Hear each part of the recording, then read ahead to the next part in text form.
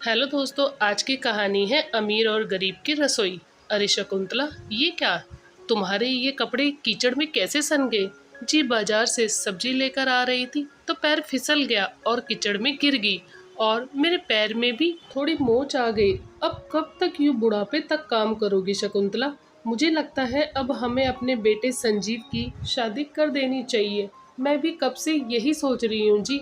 लेकिन आप ही बताइए, हमारी इस गरीब कुटिया में कौन ही लड़की आना चाहेगी? भगवान है ना, भगवान पर भरोसा रखो, कोई ना कोई लड़की तो मिल ही जाएगी। अपने बेटे संजीव से बात करके अब शकुंतला जी उसके लिए लड़की ढूंढना शुरू कर देती है। कुछ ही महीनों में उसे पड़ोस के गांव की एक गरीब लड़की विनीता संजीव के लिए मिल जाती है। वो उन दोनों की शादी करवा देती है। विनीता आते ही अपने ससुराल की जिम्मेदारी अच्छे से संभाल लेती है। एक रोज विनीता, बहू, ये तो सुबह सुबह क्या कर रही है? माँ जी, बरसात का मौसम शुरू होने वाला है और ये दीवार देखिए कितनी खराब हो चुकी है। इसलिए मैं मिट्टी के लेप से उसे भर रही हूँ ताकि अंदर मिट्टी ना आए और ना ही बरसात का पानी। अच्छा चल ठीक है, मैं भी तेरी मदद कर देती हूँ। दोनों सास बहू बाहर मिट्टी का लेप लगाना शुरू कर देती हैं। तभी उनके घर के सामने बने एक बड़े से घर में रहने वाली निशा बाहर आती है। लगता है घर में छेद हो गए हैं और दोनों सास बहू वही भर रही हैं। खैर, तुम गरीबों का यही रोना रहता है सारा साल, कभी बरसात की मार, कभी गर्मी की तो कभी ठंड की। हम अमीरों को देखो, किसी बात की चिंता नहीं है, सारे घर पर टाइल्स लगी हैं तो हमें कोई टेंशन ही नहीं है। बरसात में हम तो बरसात का मजा लेते हैं बस। ठीक कहा आपने, लेकिन हम गरीब हैं, बिना पैसों के कम में भी गुजारा कर लेना बहुत अच्छे से जानते हैं। उफ, तुम गरीबों को तो मुंह लगाना ही बेकार है। तुम लोगों से बात करके मुझे अपना मूड नहीं खराब करना। ये कहकर निशा अपने घर में चली जाती है। फिर शाम को धीमी बारिश शुरू हो जाती है। विनीता का पति बारिश में भीगते हुए घर आता है। अरे, आप तो भीग गए हैं, जल्दी से कपड़े बदल लीजिए, नहीं तो ठंड लग जाएगी। सुनिए जी, सुनिए ना, क्या हुआ है आपको? अरे बेटा, क्या हुआ? कुछ तो बोल, बहू के सवालों का जवाब तो दे।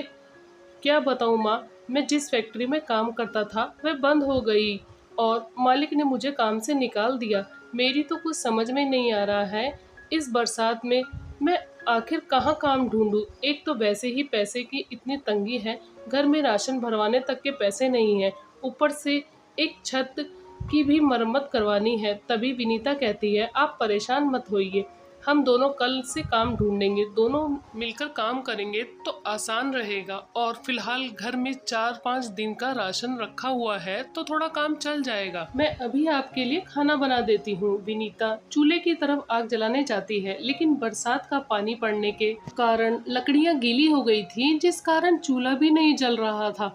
फिर घर के अंदर से ही पुराना सूखा कपड़ा ढूंढती है जिससे आग जलाने की कोशिश करती है। अपनी बहू को आग जलाने में इतनी परेशान होते देख शकुंतला जी सोचती है, हे भगवान, अभी थोड़ी सी बारिश से ही रसोई के ये हाल है तो आगे पड़ने वाली तेज बारिश में हमारे रसोई का और घर का क्या ही हाल होगा। अगले दिन दोनों पति पत्नी काम की तलाश में निकल जाते हैं, लेकिन उन्हें कहीं भी काम नहीं मिलता। तभी निशा के पति सौरभ की नज़र विनीता पर पड़ती है। अरे, आप तो वही है ना जो हमारे घर के सामने ही रहती हैं, आप यहाँ क्या कर रही हैं? जी, वो बात यह है कि मेरे पति की नौकरी चली गई है, इसलिए हम काम की तलाश में निकले हैं, लेकिन सुबह से मुझे कुछ भी काम नहीं मिला। ओह! तो ये बात है। वैसे क्या काम आता है तुम्हें? जी, मैं खाना बहुत अच्छा बना लेती हूँ और घर की साफ-सफाई भी अच्छे से कर लेती हूँ। ओह! That's great. वैसे हम भी कब से खाना बनाने के लिए किसी की तलाश में थे।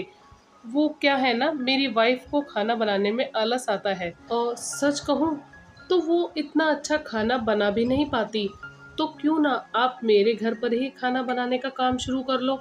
जी, सच में साहब, लेकिन कहीं वो निशा मैडम मुझे निकालेंगे तो? नहीं नहीं, ऐसा कुछ नहीं होगा, तुम कल से काम पर आ जाना, ठीक है? अगले दिन से विनीता सौरभ के घर काम करने आ जाती है, जिसे देख निशा कहती है, ओ अच्छा, तो तुम आई हो काम करने। उस दिन तो तुम बड़ा लेक्चर दे रही थी, हम गरीब हर हालत में गुजारा कर ही लेते हैं, अब लगता है गुजारा ठीक से नहीं हो रहा। हालात हमेशा एक जैसे नहीं रहते मैडम, और जब बात परिवार पर आए तो मेहनत दुगनी करनी पड़ती है। अच्छा ठीक है ठीक है, चल अब जल्दी से रसोई में जाओ और सारी रसोई अच्छे से साफ कर देना। और हाँ, उसके बाद हमारे लिए गर्मा गर्म पकोड़े, वो भी चाय के साथ बनाकर ले आना। विनीता उसकी रसोई में जाती है तो उसके मॉडर्न किचन को देखकर तो हैरान ही रह जाती है।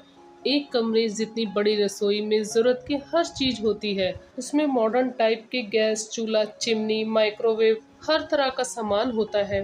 बाप रे बाप, हम गरीबों की रसोई में तो लकड़ियां, धुएं वाला चूल्हा और कुछ टूटे फूटे बर्तन ही होते हैं, लेकिन इन अमीरों की रसोई में कितना सारा सामान है और सुंदर सुंदर बर्तन रहते हैं, जिसमें कांच के अलग और स्टील के अलग। तभी वहाँ निशा आ जाती है।